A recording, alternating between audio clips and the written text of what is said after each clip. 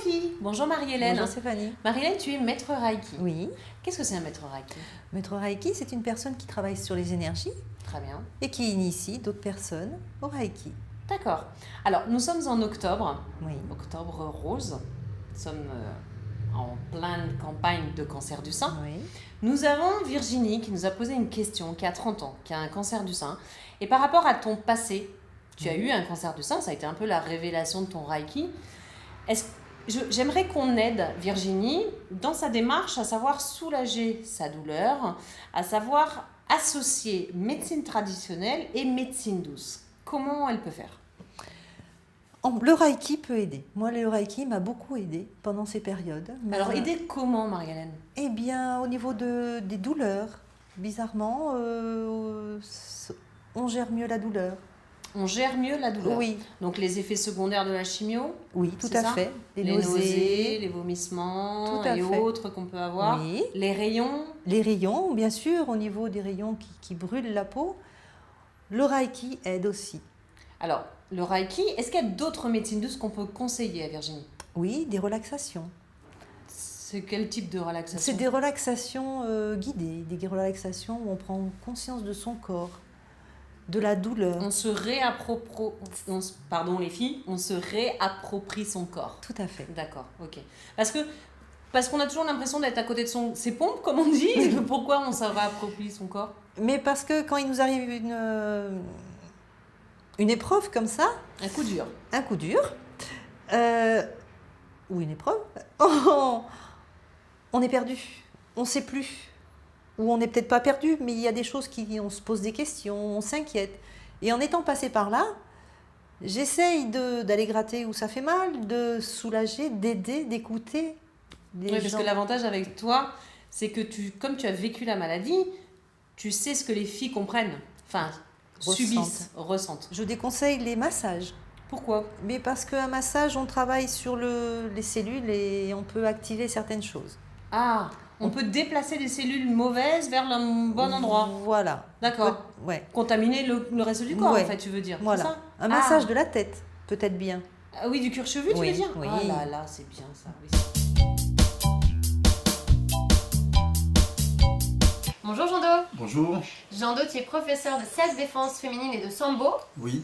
Ensemble, aujourd'hui, on répond à la question de Juliette. Elle a 41 ans et figure-toi, Jean-Do, qu'elle pratique la self-défense féminine. D'accord. Voilà, c'est une adepte, sauf qu'au moment de passer à l'action sur le terrain, elle a toujours cette petite crainte. Elle m'écrit qu'elle se dit que même si c'est elle qui est agressée et qu'elle se défend contre son agresseur, si jamais elle blesse son agresseur et qu'elle le rend, je sais pas, handicapé à vie, qu'est-ce qu'elle risque judiciairement ? Alors, elle a raison de se poser la question, Juliette. Lorsqu'elle est agressée, elle est une victime, il ne faut pas qu'elle réponde en devenant elle-même l'agresseur. Et donc, la réponse en termes juridiques doit être proportionnelle, concomitante. Concomitance, oui, c'est-à-dire? C'est-à-dire que je ne peux pas recevoir, par exemple, quelqu'un qui me donne un coup de poing. Oui. 2 minutes après, j'ai repris mon courage à deux mains et je lui en donne 4. Très bien, c'est un effet de cause à effet. Voilà. Voilà. Par contre, au moment où il me frappe un coup de poing, si dans la réponse, par réflexe, on va dire, plutôt par automatisme acquis, je réponds à son coup de poing, ça va. C'est l'autodéfense. Si je lui sors un couteau, ça ne va pas. C'est ça. Donc tout est dans la limite. Mais comment on va prouver ça si on porte plainte contre nous? Alors, il est bon de se poser la question avant que cela arrive.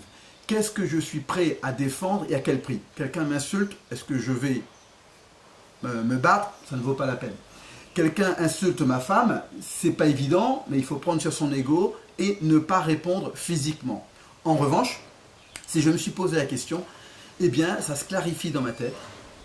Je dois défendre ma vie. Et quand je défends ma vie, eh bien, je ferai ce que je peux au plus proche du nécessaire. Et juste ce qui est nécessaire, pas plus. Très bien. Donc, en fait, c'est action-réaction. On s'en prend à votre vie, vous vous défendez pour sauver votre vie, mais pas pour prendre celle de l'autre. Voilà, très tout bien. À fait. Est-ce qu'il est nécessaire de recevoir un coup de sabre pour pouvoir se défendre en retour avec un sabre? Alors, s'il y a plainte de celui qui était agresseur et qui est devenu la victime, déjà c'est rare, parce que il était agresseur au départ.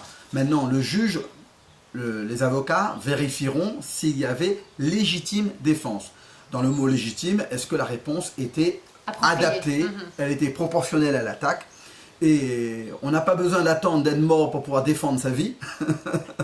Donc on va la défendre, mais dans un contexte qui restera raisonnable, avec un non-acharnement thérapeutique pour détruire l'autre. Bonjour Vanny. Bonjour Stéphanie. Bonjour les filles. Merci Vanny d'être avec nous, avec moi aujourd'hui. Nous avons la chance d'avoir donc Vanny avec nous et nous avons Maëva. Maëva qui a 17 ans.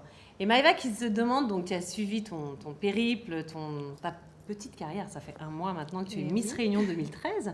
Tu as été élue le 17 août à Champfleury. Et nous avons donc Maëva qui nous pose cette question, quel est le programme de l'année ? Qui se projette à ta place et qui veut savoir qu'est-ce qui va se passer tout au long de ton règne en fait. Déjà, il y a la participation à l'élection Miss France qui va être la plus grosse partie, on va dire, de l'année. De ce qui va se passer cette année. Donc, est-ce que tu as prévu une préparation spécifique ? Ah oui, alors là, franchement, pour Miss France, j'ai vraiment envie d'être au top. Tu prends la même chose que pour Miss Réunion, tu multiplies par 2 ? Tu fais comment ? Fois 1000. Non, mais là, j'ai vraiment envie d'arriver le plus loin possible. Donc, il y a un gros test de culture générale. Donc, moi, je fais tout pour être le mieux informée, tu as ressorti pour tes avoir livres d'histoire, tes livres livres de d'histoire géographie. sur la France, l'histoire de la France, sur tout ce qui se passe en ce moment. Je suis beaucoup les actualités. Je m'informe un petit peu sur tout ce qui se passe dans tous les domaines. Voilà, donc que ce soit cinéma, culture, les livres, la musique, etc. Franchement, j'essaie de m'informer au maximum. Tu as déjà des contacts avec les jeunes filles candidates en métropole ou pas ? Alors, j'ai eu la chance de rencontrer Miss Mayotte. J'étais là le soir de son élection. Et c'est devenu une bonne copine à moi, la Miss Mayotte. On reste en contact via les réseaux sociaux, téléphone, etc. Et elle sera là pour Miss France. Et on sera concurrente à l'élection Miss France, effectivement. Ça fait déjà une première copine, c'est bien. Mais voilà, ça fait de très bons contacts. Donc, comme on va être amenés à être tout le temps ensemble pendant la préparation et pour l'élection, je pense que c'est bien qu'on se connaisse un peu avant. Bonjour Christelle. Bonjour Mélanie. Christelle, tu es psychologue depuis plusieurs années. On répond à la question aujourd'hui de Delphine. Delphine a 26 ans et elle m'envoie une question. Elle me demande pourquoi n'arrive-t-elle pas à refaire confiance depuis que son ex l'a trompée. D'accord. Donc effectivement, c'est une expérience négative qu'elle a vécue et elle va rester fixée sur cette expérience-là. Donc ce qu'il faut lui dire, c'est qu'il y a besoin de temps pour de nouveau faire confiance à quelqu'un d'autre, mais aussi se faire confiance à soi. Parce que finalement, dans cette expérience-là, ce qui peut s'être passé pour elle, c'est de s'être déçue, de ne pas avoir compris ce qui se passait, senti, d'avoir pu appréhender les choses pour se protéger. Et donc là, il y a cette crainte de vivre à nouveau la même chose. Donc ce qu'il faut lui dire, c'est qu'il y a besoin de temps, de beaucoup de temps pour arriver à se reconstruire. Est-ce que le temps suffit ? Alors le temps suffit, mais en même temps, il faut aussi voir ce qu'une autre personne peut faire comme effort, comme compréhension, parce que dire les choses aussi, ça peut être bien que l'autre sache qu'il y a ce risque-là, qu'il y a cette peur qui est présente. Tu veux dire, si elle rencontre une nouvelle personne, qu'elle sent qu'elle s'attache, mais qu'elle n'arrive pas à faire confiance, en parler, oui, expliquer qu'elle a subi une trahison et que du coup elle a du mal à faire confiance. Oui. Et est-ce que ça peut faire peur à la personne en face ? Après, c'est au cas par cas. Je veux dire, chaque personne est différente. Et si cette personne-là a peur et prend la fuite, je dirais que c'était pas la bonne finalement. Voilà. Comment on peut faire au quotidien pour, à part attendre que ça passe, pour arriver à regagner confiance ? Alors, demander aussi à l'autre d'être rassuré. Faire en sorte soit de prendre conscience que cette peur existe, de mettre des mots sur cette appréhension, de poser des questions plutôt que d'imaginer des choses irréelles. C'est très important de recréer des expériences positives, de voir que l'autre est capable de nous rassurer, de nous montrer qu'on peut avoir confiance, et puis aussi d'accepter qu'on peut vivre des expériences négatives et qu'elles nous servent à quelque chose. Finalement, cette expérience-là, elle est à prendre d'un point de vue positif comme peut-être un petit radar, une petite alarme en soi pour ne pas revivre la même situation. Bonjour Clémence. Bonjour Stéphanie. Coucou les filles. Coucou. Vous l'avez reconnue, notre belle Clémence, première dauphine de Miss Réunion. Clémence, il y a Déborah qui m'a posé une question. Déborah, elle a 27 ans. Elle aimerait savoir en fait si on t'a demandé, à partir du moment où tu as passé le casting Oui. avec toutes les autres jeunes femmes, tu l'as passé sur Saint-Denis, c'est ça? Oui. Ok. Est-ce qu'on t'a demandé de changer des choses pour gagner un peu plus de points, on va dire, par rapport au jury de l'élection? Oui, en effet, donc on m'avait demandé de perdre un peu des cuisses. Donc D'accord. voilà, Et donc alors j'ai fait beaucoup de sport et puis j'ai quand même suivi un petit régime alimentaire pour pouvoir tonifier et puis être bien dans ma peau, quoi. C'était quoi ton régime alimentaire? Non, je mangeais très sainement, vraiment, hein, très équilibré. C'était un régime équilibré, c'était pas draconien, pas du tout. C'était hyper protéiné? C'était quoi? Non, pas du tout, c'était vraiment... Plus de gâteau, plus de Nutella? Voilà, plus de boissons ça, c'est gazeuses, dur, hein. plus de tarte à la fraise, C'est trop dur! plus de glace. C'était le plus dur, mais après, on mange des fruits, c'est aussi bon pour la santé, des légumes. Alors, il faut manger 5 Génial. fruits, 5 légumes par jour. Exactement, pendant le régime, et puis ça m'a beaucoup aidé. Hein. Par rapport à tout ce que tu as appris pendant l'élection, avant l'élection, ce moment où tu passes le casting, où tu passes l'élection, tu as appris plein de choses. Oui. Il y a des choses que tu as dû rater pour être première Miss.